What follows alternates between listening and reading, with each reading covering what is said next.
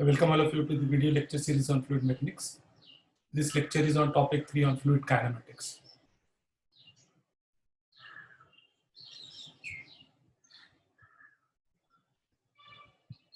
This lecture is part 1 of the lecture on fluid kinematics, where in the part 1, I'll discuss the first two subsections: description of flow properties and its rate of change, description of rate of motions and deformations.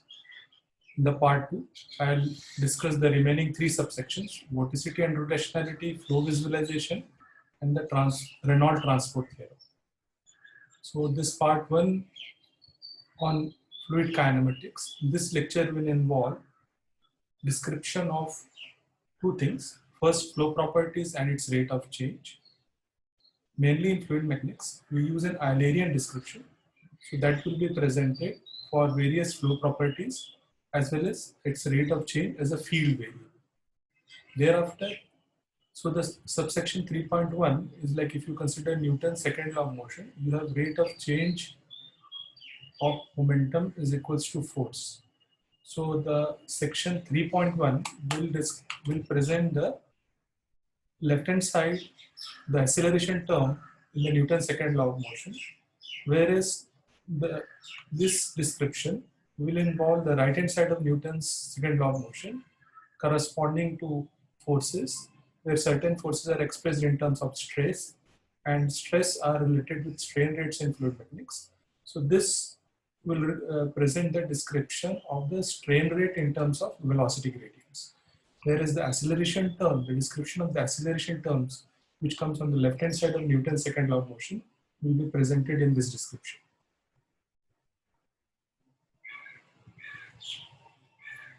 Previous topic was on fluid statics, where we have considered fluid as stationary.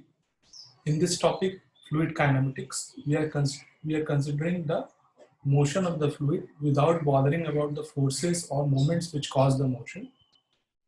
Thereafter, we'll consider fluid dynamics, where we'll consider both motions as well as the associated forces. So as I mentioned, fluid kinematics is a method for description of motion of fluids without necessarily considering the forces and moments that cause the motion. So in this topic, we'll not be bothered about the forces and moment.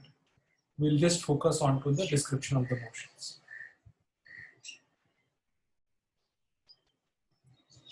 The learning outcomes for this topic, the two-part lecture on fluid kinematics, is as follows.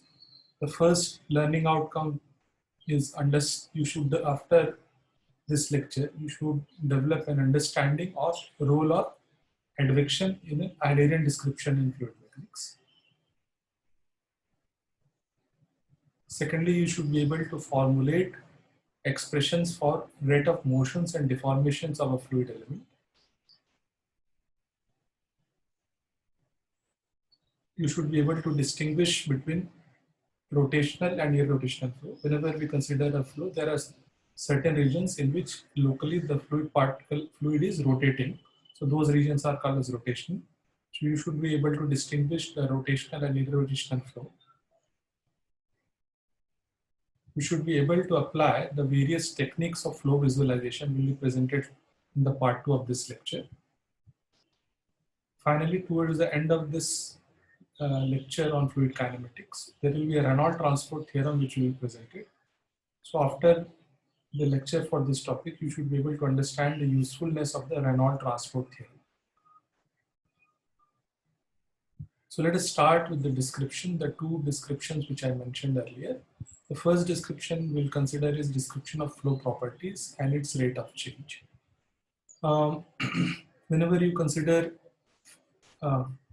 flow properties, I had mentioned in the previous lecture, they consist of velocities, pressures, and temperatures. And whenever you apply certain conservation law, like when you are applying momentum conservation law, that is Newton's second law of motion, you have rate of change of a flow property that is corresponding to the velocity.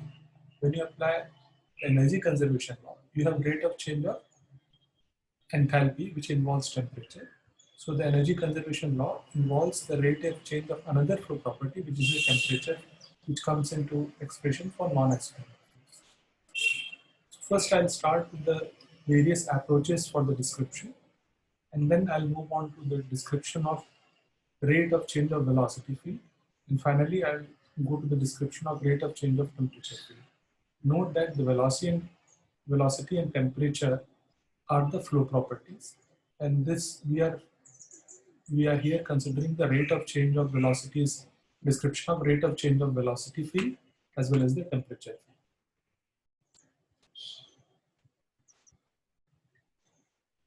So the flow properties are like velocities, pressures, and temperatures. And there are two approaches which are used in mechanics. Like in solid mechanics, we commonly use a Lagrangian system where we consider a fixed mass, where we consider a solid, and then we describe its motion by its position vector and its velocity. So if you apply a Lagrangian approach in fluid mechanics, you define a flow property as a function of position vector of a fluid particle and time. Now, when we talk about fluid particle, note that in fluid mechanics we use a continuum approximation. So when I'm saying a fluid particle, I mean a point in the flow region where I mentioned when we follow a continuum approximation, a point defined in the flow region is basically giving an overall effect of millions of molecules, the interaction of the millions of molecules which we encounter when we define a point, and that we define continuous in space and time. So in solid mechanics, we commonly use Lagrangian system, whereas in fluid mechanics, if we use a Lagrangian system, then we need to define this velocities, pressures, and temperature as function of position vector and time. There is another approach which is called as a Eulerian approach, where the flow properties are defined as a function of spatial and temporal coordinates. We do not bother about which particle is crossing a particular coordinate. It just so happens at a particular time instant, whichever particle happens to be at that spatial and temporal coordinate, we consider the information or the flow property corresponding to that particle. So I'll give you an expression corresponding to this two types of system in fluid mechanics for flow properties. So let us consider velocity as the flow property. So if you are using a Lagrangian system, then basically you are measuring the velocity of a fluid particle, which is a function of the position vector of the particle. That will also be a function of time. These are the x coordinate, y coordinate, and z coordinate of the particle and time. So this is a Lagrangian description of the velocity of a fluid particle. However, as I mentioned, in a fluid mechanics, it's extremely difficult to keep track of each fluid particle. So we do not follow this approach. The commonly followed approach is what we call as an Eulerian approach, where we define this flow property as a function of space and time. So let me show you that typically when we define as a field variable, let us consider the velocity, then we call that as velocity field.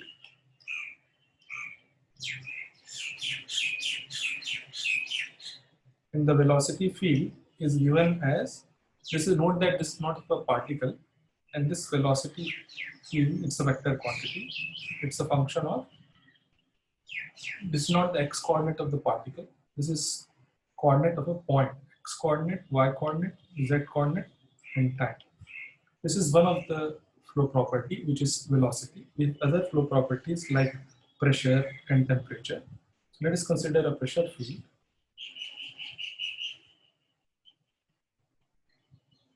Pressure is a scalar. So the pressure field is defined as this. And if you consider a temperature field,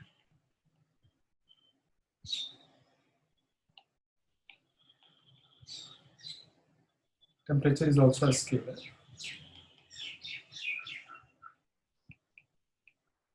So notice the difference between the two types of description.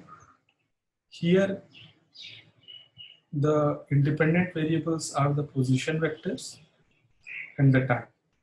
Here, these are the x, y, and z coordinates of the point in space. So whichever particle happens to come at this x, y, z location, when we use this Eulerian approach, we, in an experiment, we fix certain coordinates where we do the measurement. So our probes, measuring probes, are fixed at certain locations with a fixed x, y, z coordinates. And when we do experiment, we measure at these coordinates. In experiments, we do not follow each fluid particle because to take your probe along with the flow direction, it's extremely difficult. I'll take an example to demonstrate the difference, the difficulties which are associated in this type of measurement. This type of measurement is extremely difficult because our measuring instrument has to follow the fluid particle. So mostly in fluid mechanics, we'll use this Eulerian approach where we'll focus our, this is like a fixed region or volume approach, where this is a fixed mass approach.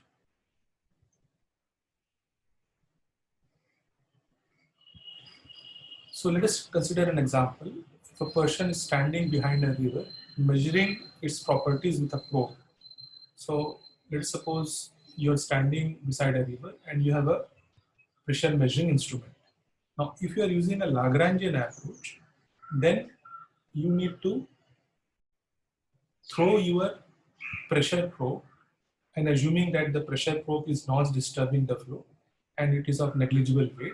So it basically, like a passive particle, will follow the path of a particle, whichever particle it comes in contact with, and it will measure the pressure of that fluid particle as it moves in the river. So to do this measurement, you can imagine that you have your pressure probe has to move along with the fluid particle in a river. So this is, and then you have to remotely measure the pressure, which is extremely difficult to do.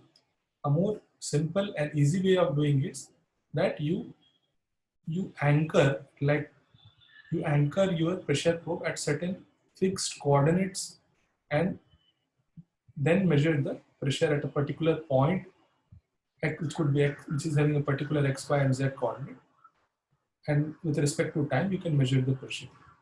So this type of measurement, Eulerian approach, where you fix to certain fixed coordinate system, is much easier in fluid mechanics. And this is the approach. So all the description which will be mentioned in this lecture will correspond to Eulerian description.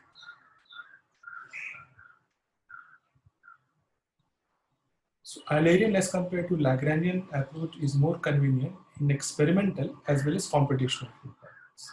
So we'll define our flow properties, velocities, pressures, temperature as a function of x, y, z coordinate, spatial coordinate, and time, which we call as temporal coordinate. So this is like if you want to create a picture of a fluid flow.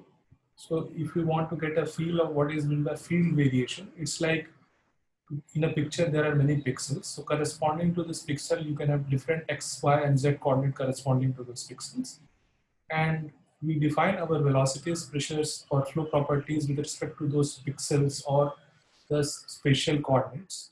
So this way we define a picture of fluid flow, and picture by picture we can even create a movie which I call as fluid dynamics movie. So this, it's like this field variable is like pixelized representation of the flow properties to create the picture or movies of in fluid mechanics.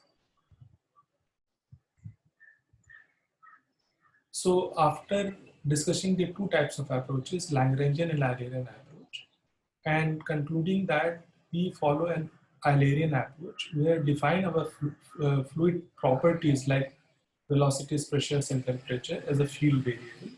Let us move on to the description of rate of change of velocity field. Now, as I mentioned that the rate of change you encounter while applying the momentum conservation law as well as energy conservation law. The rate of change of velocity, which corresponds to an acceleration as shown here, will comes in the left hand side of the Newton's second law of motion. So let us go into an Eulerian description of rate of change of velocity field. Because the Newton's second law of motion was originally proposed in a Lagrangian system. So in this topic, when we go to the description of acceleration or rate of change of velocity field, basically we want to convert the originally proposed Lagrangian description of the acceleration term in the Newton's second law of motion to an Eulerian description. Because in fluid mechanics, we will be following an Eulerian approach.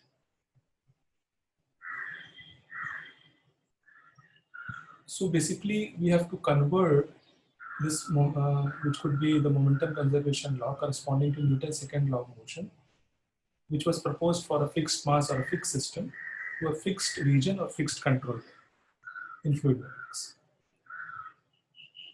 In thermodynamics, you have studied closed system and you have also studied certain control volume for open system. So similarly, in fluid mechanics, you can have closed system as Lagrangian and open system or control volumes as an Eulerian approach. The Newton's second law was originally proposed for fixed mass. So as shown here, it corresponds to force equals to mass into acceleration, where this acceleration is shown as the rate of change of velocity vector. This d is called as substantial derivative.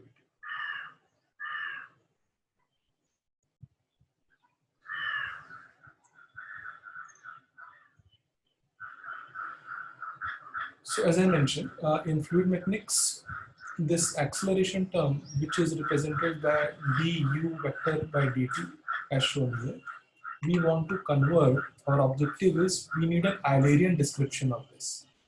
So we start with a Lagrangian description where the velocity of a fluid particle with respect to time, at a particular time, a particle has a particular x coordinate, y coordinate, z coordinate at a certain time. So we can define for a particular particle at a particular time, we can equate the Lagrangian description of the velocity to an Eulerian description of the velocity, because it so happens that at any time instant, the particle x, y, z coordinate and time we can take as an argument for an Eulerian description. So that way we can correlate the Lagrangian description or the particulate description of acceleration, which is du p vector by dt. We can equate it to du by dt, where u is given by the expression shown here. So this is a Lagrangian description of the velocity. This is an Eulerian description. Now, when we do Eulerian description, we express the Eulerian description in terms of coordinates. At this time instant, it represents the coordinate of the fluid particle. So in the next slide, I will show you the conversion of this dup into du. So basically, we'll use chain rule to expand and finally obtain a relationship between this what we call as substantial derivative with partial derivatives.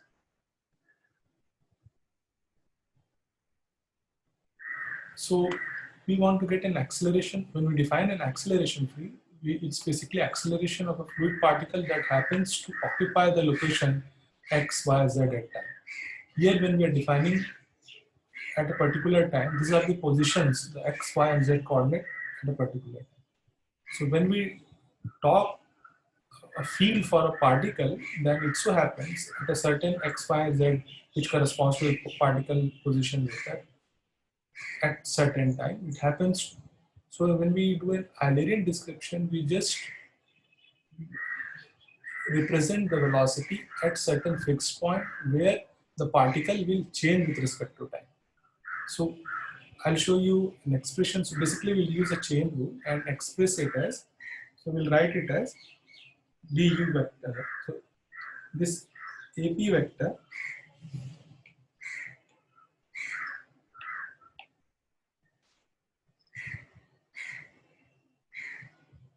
let me first write down du.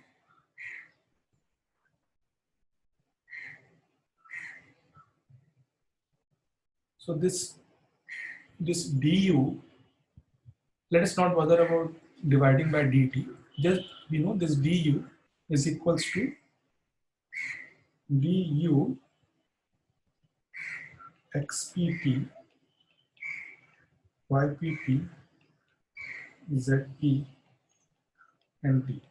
So if we apply chain rule, this can be expressed as du by,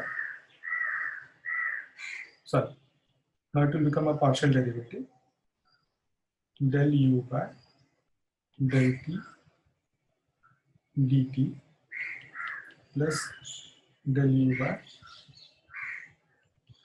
del xp dxp plus del u by del yp dyp plus del u by del zp dzp. Now when you divide this by dt to get the acceleration term, which is used in Newton's second law of motion, when you divide by dt, what you realize is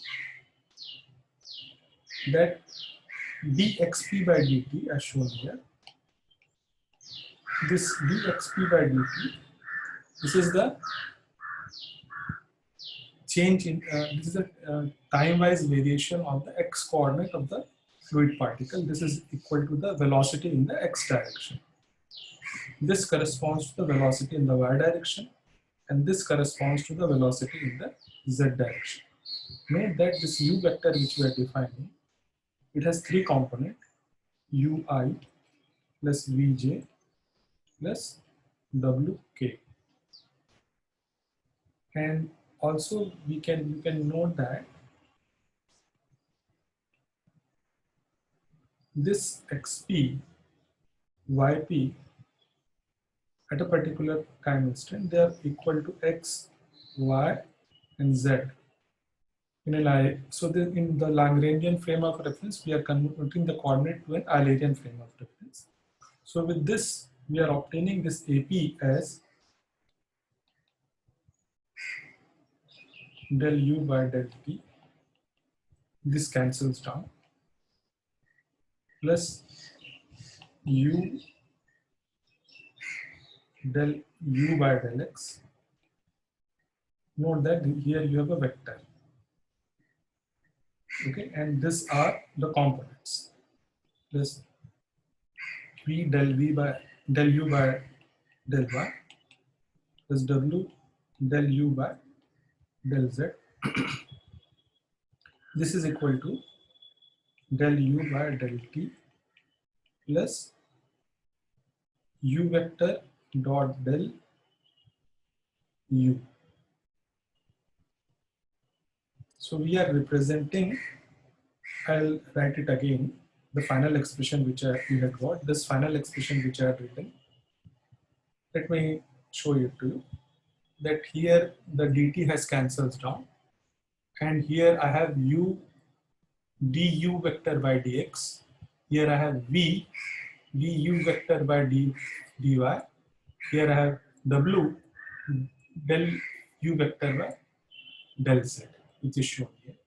Now this del u, so this is expressed as, there are two terms. This is the partial derivative with respect to time. These are the derivative with respect to the spatial coordinate. So the second term, which are where we have the derivative with respect to x, y, and z of the u vector. Outside it, you have u, v, and w. So we can define, you can use a del operator or a grad operator, which is equals to del by del x of I plus del by del y of j and del by del z of k.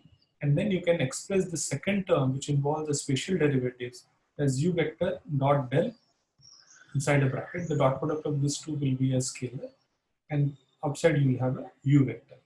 So finally, you get AP is equals to, I'll show you in the next slide.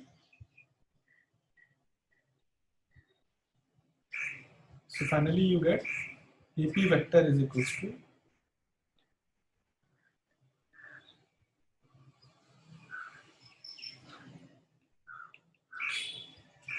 del U vector by del T plus U dot del U vector. So what we will do is that we will, in a Cartesian coordinate system for three-dimensional case, you will have three components. So the A vector, we will express it into three components: AX, AY, and AZ.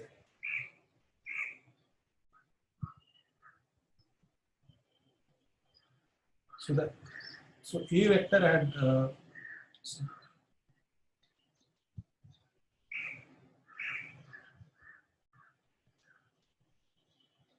so I'll note down, I'll express the AX, AY, and AZ.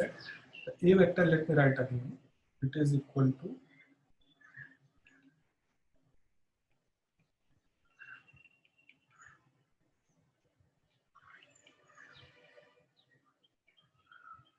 so that if you consider the X component, this U vector is equals to UI plus VJ plus WK. So if you, now I'll show you the expression for AX.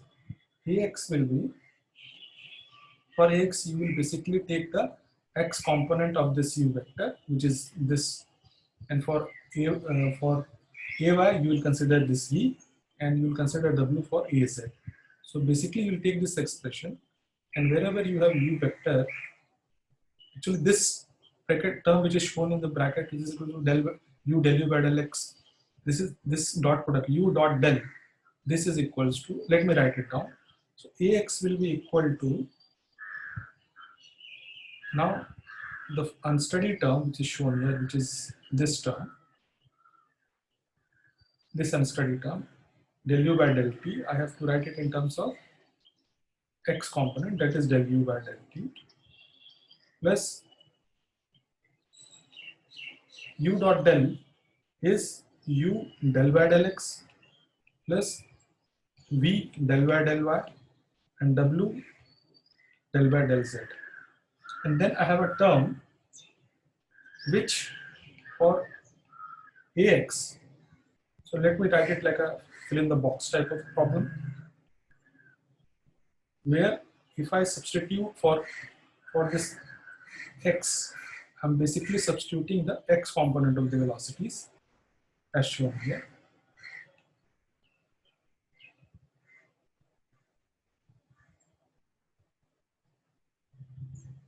For AY, this will be V. Wherever I am showing you the box, it's like a fill in the box problem. Basically, I'm substituting V in the square box.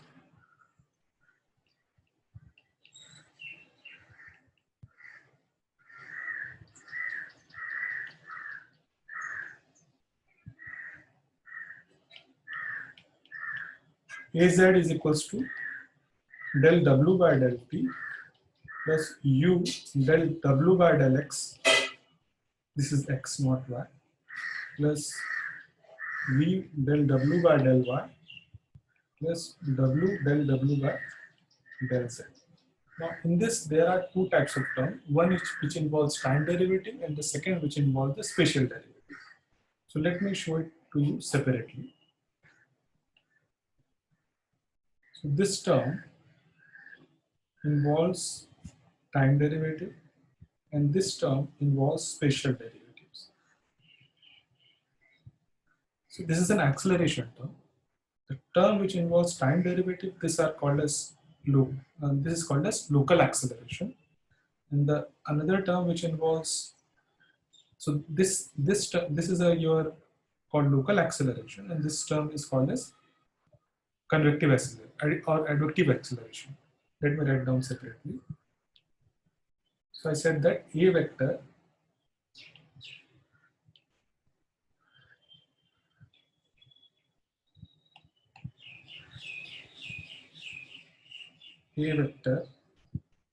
is equals to del U by del T plus u dot del u vector. So I was saying that this term, this is called as local acceleration.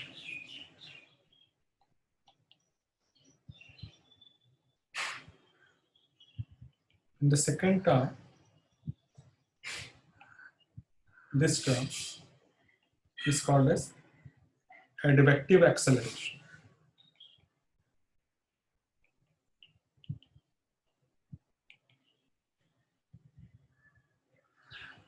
So note that till now in solid mechanics, when you apply Newton's second law of motion, and when you talk of rate of change of momentum, and when you consider an acceleration term, you have a single term which you basically denote as, you've denoted as single term d u p by dt.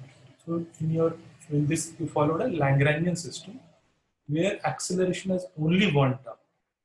This d is called as material derivative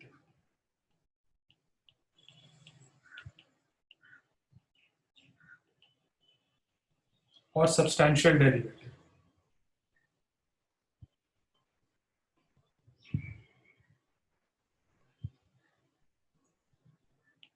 This d is a substantial derivative, whereas here we are writing in terms of partial derivatives. So when we write in terms of partial derivatives, there are this rate of change or acceleration, which is the rate of change of velocity. The rate of change of velocity in an Eulerian system, note that instead of single acceleration term consisting of material derivative or substantial derivative, it is expressed in terms of two terms. One which is called as local acceleration and second which is called as advective acceleration. Note that this advective acceleration involves spatial gradients, whereas this local acceleration involves temporal gradients. In an Eulerian system, the derivatives are partial derivatives.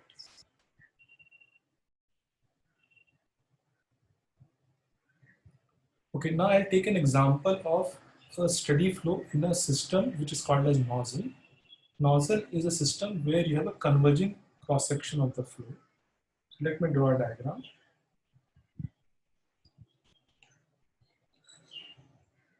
So let us suppose you have a flow, internal flow, where the fluid is entering from the left.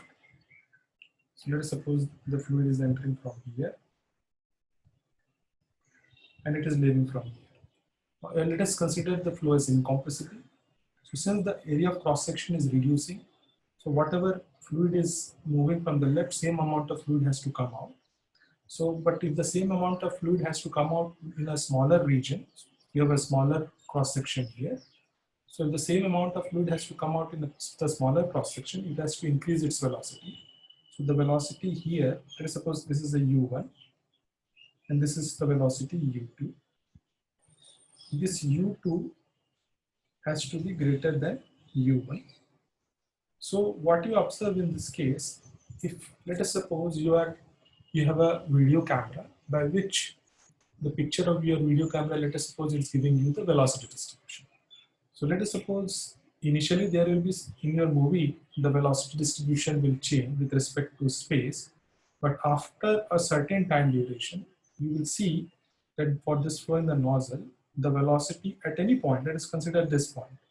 So initially the velocity will vary, but after a long duration, you may find that the velocity here is not a function of time. Then we call that as steady flow. So in that case, del u by del t, the local derivative, which I showed earlier, is equals to 0. But at the same time, what you see is, in this case, u del u by del x. This is not equal to 0. Why it is not 0? Because you can clearly see that the velocity along the flow direction is increasing. The flow direction, this is your x direction. And del u by del x, you can see, even if the flow is steady, when we say flow is steady, at the various points in the flow region, at a particular point, the velocity is not varying with time, but it is varying with space. So that way the partial derivative with respect to time is equal to 0. But the spatial derivative with respect to the x coordinate, this is non-zero. So actually, if you see a Lagrangian system, that is du by dt, this is non-zero. So in this case, even if you have a local steady flow, so steady flow in an Eulerian, which is a fixed coordinate system, it is steady. So when we say steady flow in an Eulerian system, we mean this. Whereas what we mean as steady in a Eulerian frame of reference, it is not steady in case of Lagrangian or moving frame of reference, where our frame of reference is moving with the fluid particle.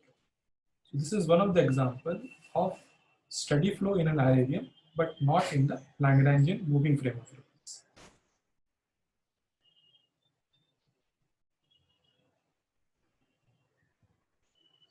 So after the description of the acceleration and the rate of change of velocity field, note that I am moving from one flow property velocity to temperature. And initially I have shown you that we follow a field variable where we express these velocities and temperature as a function of x, y, z and time.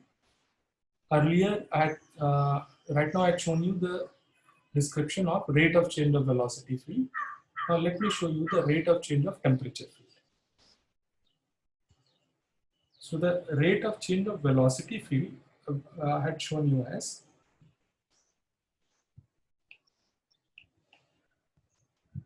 del u by del t. Sorry, I had shown you it as a total derivative. Du by dt. So this we have expressed in terms of partial derivatives. Del u by del t plus u del by del x of u vector plus v del by del y of u vector plus w del by del z of u vector. Similarly, as I said, we have obtained the, when you take the x component of this velocity, this is the, like, fill in the box. If you substitute as u, you get ax. If you substitute this as v, you get the ay, acceleration ay, and if you substitute as w, you get the acceleration in the z direction.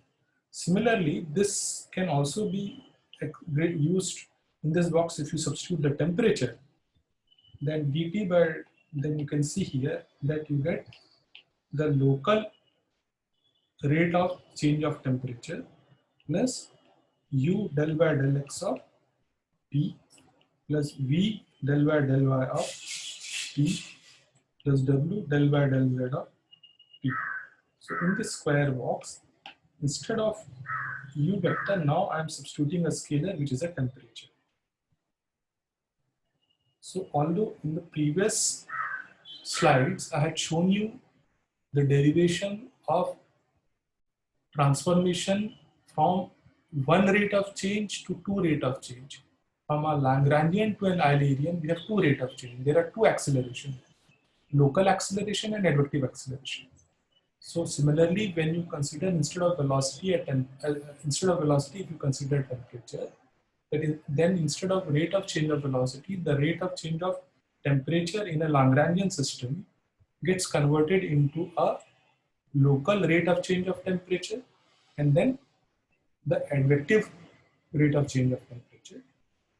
In the next couple of slides, I will take an example problem, a physical situation, and make you appreciate this two different type of rate of change.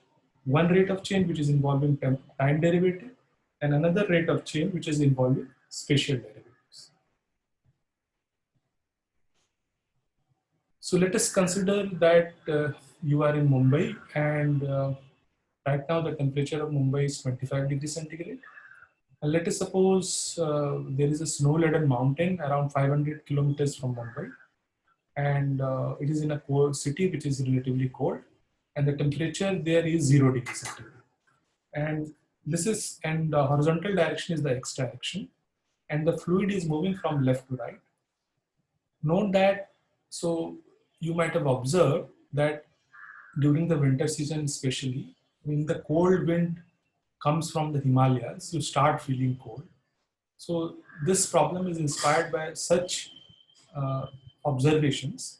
So if you consider a wind which is blowing, so let us consider that the fluid is moving with an average velocity of 40 km per hour from that cold city which is around 500 km from Mumbai, and the temperature in the cold city is 0 degrees centigrade.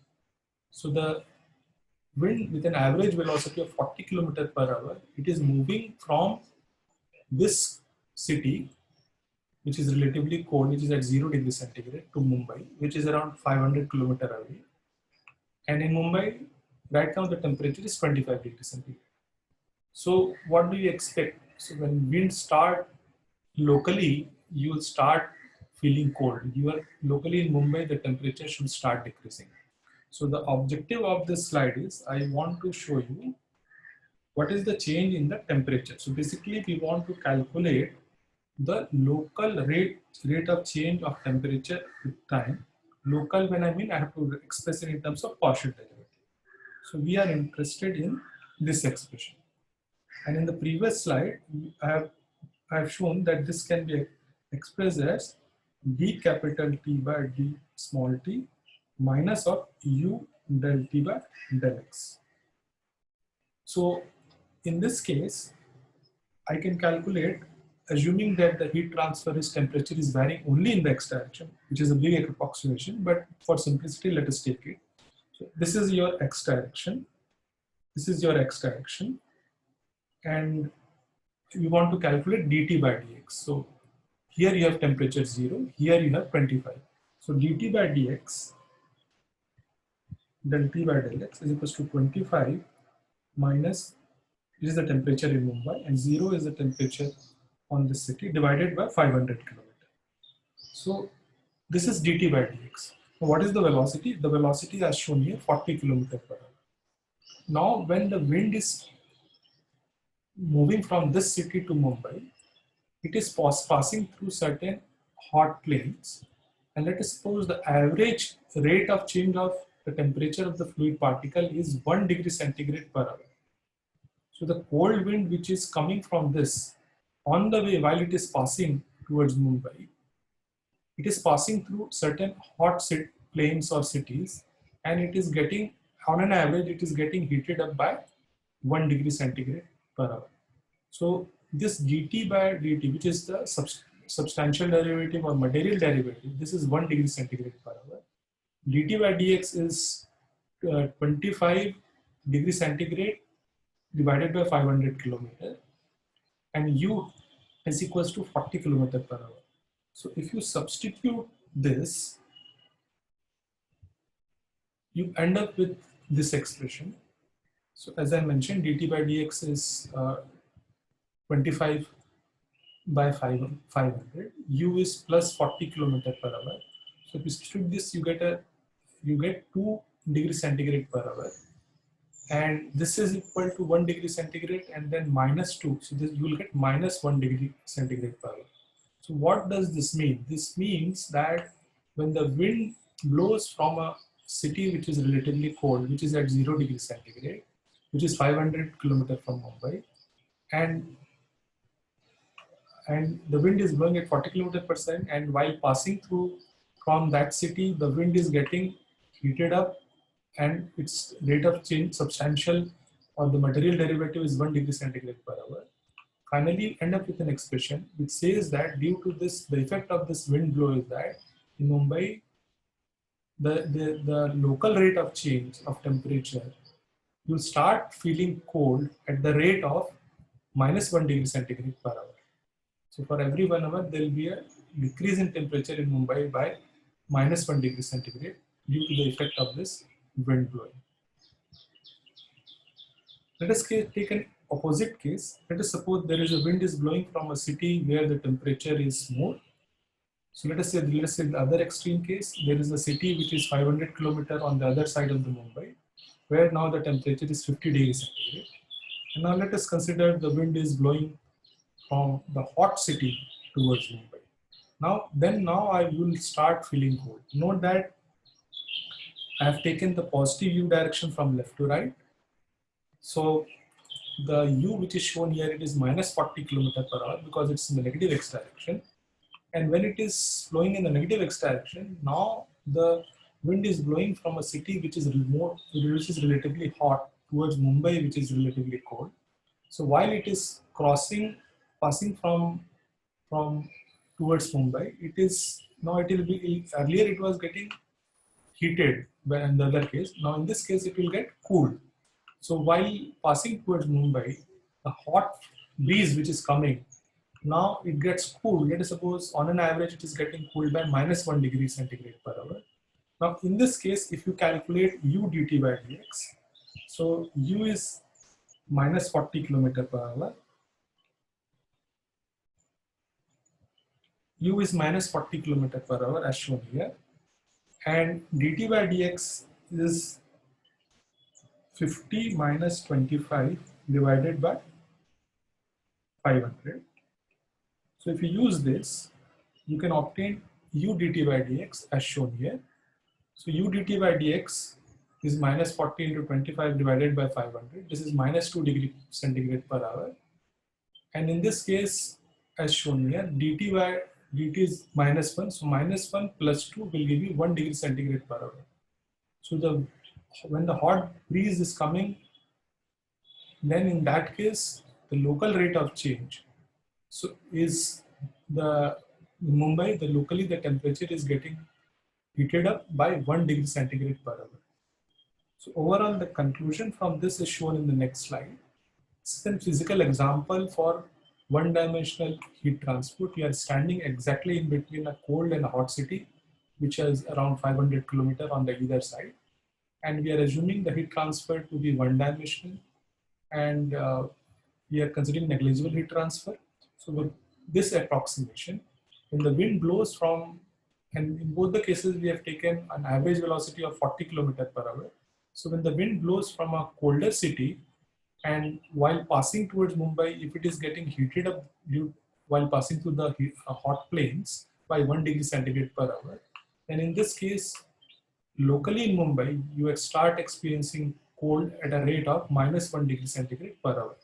Whereas if the hot breeze is coming from a city which is relatively hot, the hot breeze while coming to the Mumbai, it gets cooled up by minus 1 degree centigrade per hour. And the overall effect, the local rate of change of temperature. Note that these are local rate of temperature.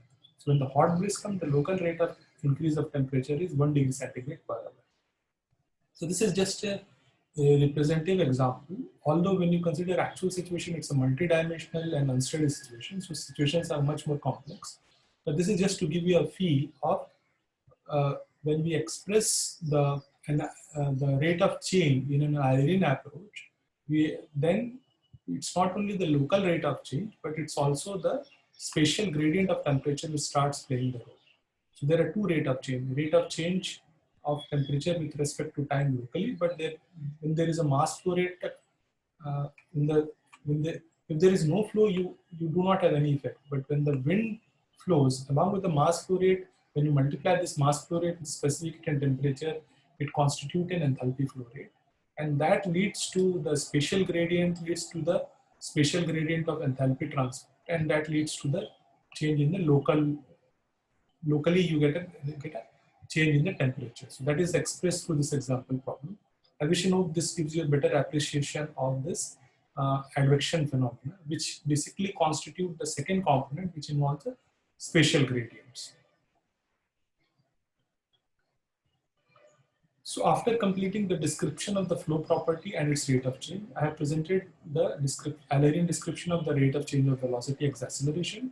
And then I have presented the description of the rate of change of temperature, where I have taken the example of the wind blowing from the hotter city and colder city in the earlier couple of slides. So now from that description, let us move to the second description. This description corresponds to description of rate of motion and deformation. Note that the previous description was corresponding to the left-hand side of the Newton's second law of motion, which constitutes the acceleration term. Now, on the right-hand side of the Newton's second law of motion, you have force. And there are certain forces which are dependent on surface area, and such forces are expressed in terms of stresses. And in fluid mechanics, we have a relationship stress is related to strain rates. So in this description is basically corresponding to the right hand side of the Newton's second law of motion. This will constitute the how do we express the strain rate as a function of velocity gradients. So in this lecture, there are two descriptions. The first description which I presented till now corresponds to the left hand side of Newton's second law. And then the next part of the description which I'm starting now corresponds to the right hand side of the Newton's second law of motion. So when you consider a fluid flow, if you consider a fluid element shown by this square region, where it is made up of horizontal and vertical surface, then the fluid element that it can move. So this is a translation. It can also rotate. It can also have a linear deformation. It can also have a angular deformations. Although note that I am showing you this translation, rotation, linear deformation, angular deformation separately. But when you consider actually a fluid flow situation, all this occurs simultaneously. This translation and rotation are motions. These are the two types of motion. This linear deformation and angular deformations are the two types of deformations. So as I mentioned that in fluid mechanics, the two types of motions and deformation usually occur simultaneously, although I have shown you separately. Since the fluid elements may be in constant motion, the motions and deformations are represented in terms of rates. As I mentioned earlier, that in thermodynamics you study the amount of heat, but when you study heat transfer, it's heat transfer rate. Even when you study fluid mechanics, we express in terms of rates. So this translation we express in terms of translation rates, rotation in terms of rotation rates, translation rates we call as velocity, rotation rates lead us to the angular velocity, and strain also we represent in terms of strain rates. So the fluid mechanics and heat transfer are called as rate processes. So as I said, translation rate gives you the linear velocity, rate of rotation gives you the angular velocity, and the strains also, linear strain and shear strain, we express in terms of rate. And later on I will show you that the strain rates are expressed here in terms of velocity gradients. So let us consider a displace. So let us consider that fluid element which I had shown. And as I mentioned, the fluid element undergoes the two types of motion, that is translation, rotation, as well as it goes the linear and angular deformation. So when it undergoes the two types of motion and two types of deformation, let us suppose it is given by this. So here in this slide, this xi represents the horizontal motion and this eta represents the vertical translation. So this point A, since it has reached to A prime, then this point A is at x comma y. The point B, the width of this control volume is delta x in the x direction. X is the horizontal direction and y is the vertical direction. This is the width of the delta y is the width of the control volume in the vertical direction. This A coordinate is x comma y. The coordinate of B is x plus delta x comma y. Coordinate of D is x comma y plus delta y.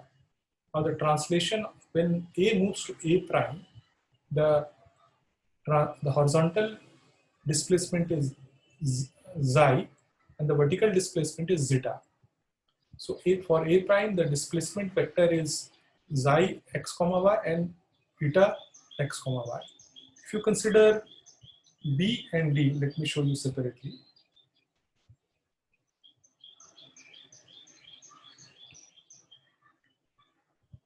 So if you consider point A, which is at x comma y, you have horizontal translation and this is your vertical translation.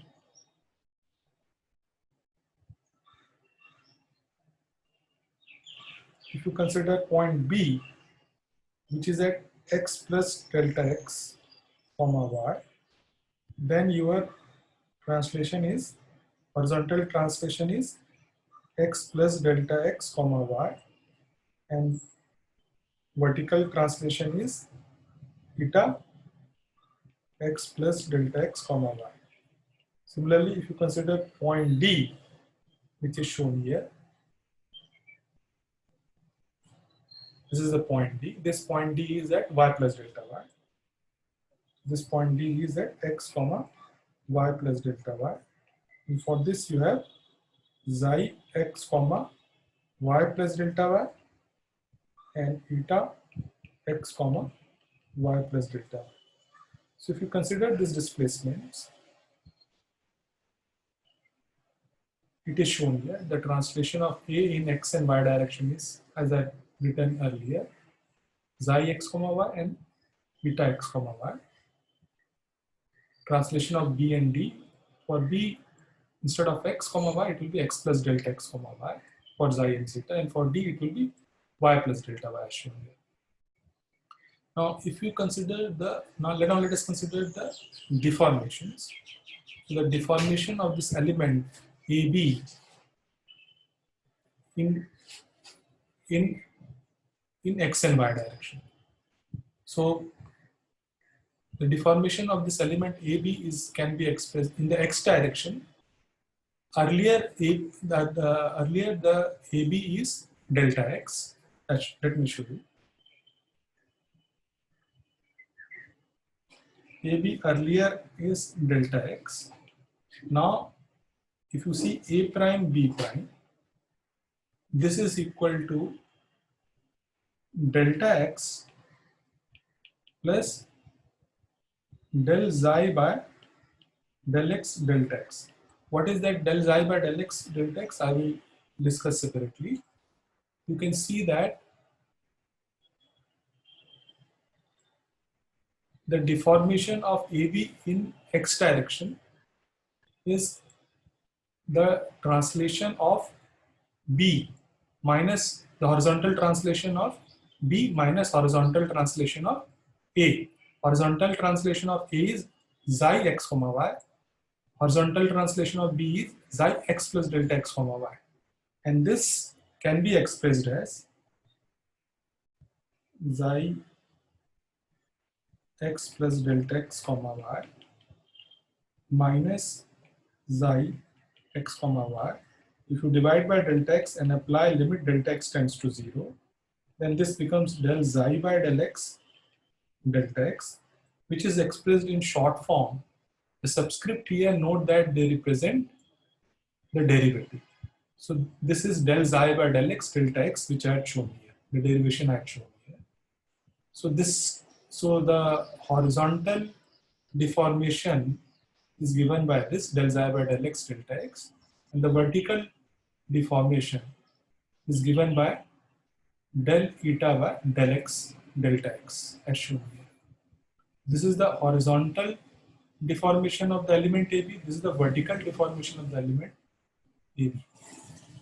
Similarly, you can consider the horizontal and vertical deformation of the element AD, which is the vertical line.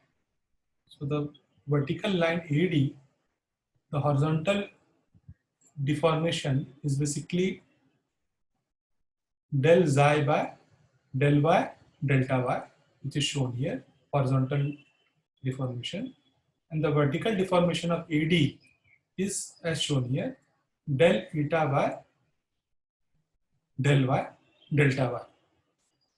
So this way the translation and deformations are shown here, and they are expressed in terms of the derivative of the translation xi and zeta.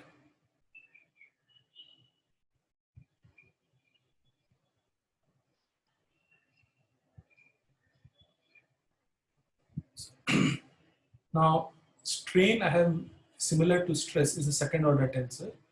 So there are two directions in which the plane in which strain is acting and the direction in which strain is acting. So here in this slide, I am showing you the normal strain, epsilon xx, which is the strain in the x plane in the x direction, and epsilon yy, which is the strain in the y plane in the y direction. So basically, in this case, the strain in the x direction or horizontal direction, the change in length is given in the x direction is given by this del xi by del x delta x. So for epsilon xx, you have the increase in the length. Strain is basically given by the increase in the length divided by the original length. So this is given by, so the increase in length is equals to xi x delta x. Original length is delta x. So you get xi x. And when you want to calculate strain rates, basically we put a dot above this. This dot represents strain rate. That is basically del epsilon xx by del t time derivative. This xi x is del xi by del x. Let us take del by del x outside, and then you get del xi by del t. What is this del xi by del t? This del xi by del t is the rate of horizontal translation. Rate of horizontal translation is what? Rate of horizontal translation is u velocity. So this basically this is u. So epsilon xx. So epsilon xx dot, this is a strain rate, is equals to del u by del x, which we write in short form as ux. So as shown here, epsilon xx dot is ux. Similarly, you can write epsilon yy dot is equals to del v by del y, which is written as v subscript y. Here, as I mentioned earlier, the subscript represents the derivatives as shown here. So epsilon xx is del u by del x, epsilon yy is del v by del y. So these are the normal stresses. Now, normal strain, so linear strain, and now let us move to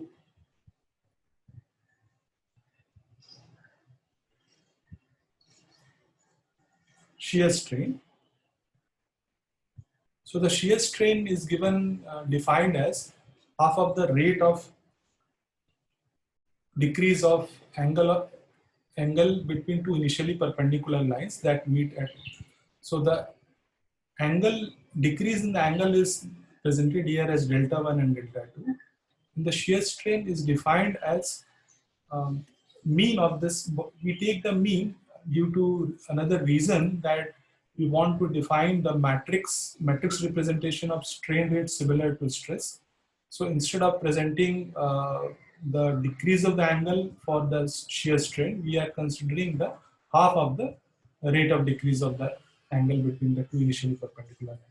So initially the angle was 90 degree. Now due to this shear deformation, the angle from 90 it has decreased to this delta 1 and delta 2.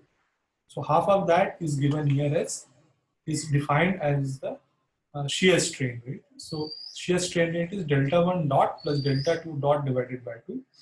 Now let me show you that we consider this angular deformation as very small. So we take tan theta is equals to theta. So basically we then theta 1, which is this angle, is defined as, sorry, delta 1. This is defined as delta 1 is equals to this xi y delta y divided by delta y. So this is del xi by del y. And when you take a dot, delta 1 dot, then you basically are using a time derivative. So you take del by del y of del xi by del t. Del xi by del t is u. So you get del u by del y. Similarly, delta 2 is equal to, for delta 2, you will take this eta x delta x divided by delta x. Eta x delta x divided by delta x. And for delta 2 dot, you will take the time derivative. So you will get del y del x of del eta by del t. The time derivative of eta will give you v velocity because it's a vertical displacement. So you will get del v by del x. So it's basically del u by del y plus del v by del x divided by 2 as shown here. Okay, delta 1 is del u by del y, delta 2 dot is del v by del x. So it is 1 by 2 del u by del y plus del v by del x. So this is the shear strain rate. The normal strain rates are as shown here. And as I mentioned, the strain rate is expressed in a matrix form. It's a two-dimensional. It's a second order tensor, and we present in a matrix for a two-dimensional. If you are considering x variation in x and y direction, then its component is epsilon dot xx, epsilon dot xy, epsilon dot yx, epsilon dot yy. So this is a 2 by 2. In a 3D, it's a 3 by 3. And this is equal to 1 by 2 d plus d transpose, where d is given by this. D is also expressed as 2 by 2 matrix consisting of component ux, uy, vx, vy. This way I had shown you the derivation for the strain rate as a second order tensor, which has 4 components in 2-dimensional, and it consists of basically the normal strain rates and the shear strain rates. Note that the normal strain rates constitutes all the strain rates. You can notice that they are expressed in terms of spatial gradients of the velocities.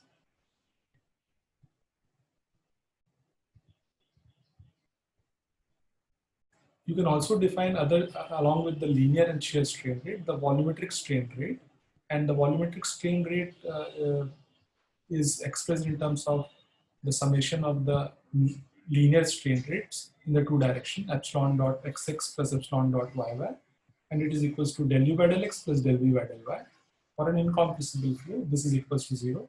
So volume is conserved. There is no change in the volume for incompressible flow. So after presenting the linear and shear strain rate, this slide shows you the description of rate of rotation of fluid element. And it is expressed, description of the rate of rotation of fluid element. The rate of rotation or angular velocity vector, it's a time derivative average rotation angle. Now, you know that the rotation has certain direction, like the earlier AB, now it has moved to A prime, B prime. The rotation is in the anti-clockwise direction. For AD, which was vertical, when it has reached A prime, B prime, the delta 1 is in the clockwise direction. So when you want to calculate the net rotation, you have to take the direction also into account. So then if you consider anti-clockwise direction as positive direction, then the net rotation will be delta 2 minus delta 1. So angular velocity is given by the time derivative of the average rotation angle. So you have to divide by 2, delta 2 dot minus delta 1 dot divided by 2. In the earlier slide I had shown you delta 1 dot is del u by del y, delta 2 dot is del v by del x. So the angular velocity for a fluid element is given by del v by del x minus del u by del y divided by 2. So with this I had shown you the strain rate and the rate of rotation. In fluid mechanics, we use a term rather than talking about the rate of rotation. We use a term which basically takes into consideration this rate of rotation, but it does not consider this half term. It's twice of the rate of rotation or angular velocity. This is called as vorticity. It is expressed as curl of the velocity vector. So when we talk about vorticity as a variable, this is also considered as a flow property, and it gives you an idea about locally in the flow region at different points, locally whether the fluid is rotating or not. So if it has a non-zero value, it indicates that there is a locally the fluid is rotating. So note that the rate of rotation is expressed in fluid mechanics by using a term which is called as vorticity and which is equal to twice of this rate of rotation. Then it leads to this expression. So this vorticity is the symbol which we commonly use omega, and this acts perpendicular to this plane when you consider the xy coordinate system. So that's why this vorticity is in the z direction, and this is expressed in terms of twice of the rate of rotation, that is given by. So the vorticity is here expressed as del v by del x minus del v by del y. With this, I come to the end of this lecture. These are the reference book for this topic, where I would like to highlight that the rate of temperature which I have demonstrated, it is inspired by an example problem which is given in the book on fluid mechanics by Gupta and Gupta. The discussion on acceleration field which I had presented has been taken from this fluid mechanics book by Senjal and Simbala. The derivation for the strain, linear and shear strain rate, which I had presented, has been taken from this book on advanced engineering fluid mechanics by Muralidhar and Biswas. With this, I had come to the end of this lecture. Thank you for your attention.